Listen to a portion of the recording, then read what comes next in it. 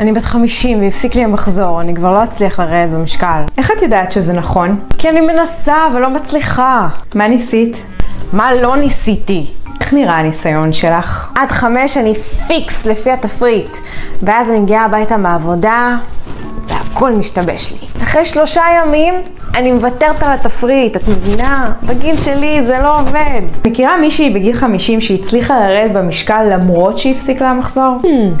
האמת שחברה שלי מלכה הצליחה. מה היא עשתה? היא הייתה אצלך. אז נשמע שזה אפשרי.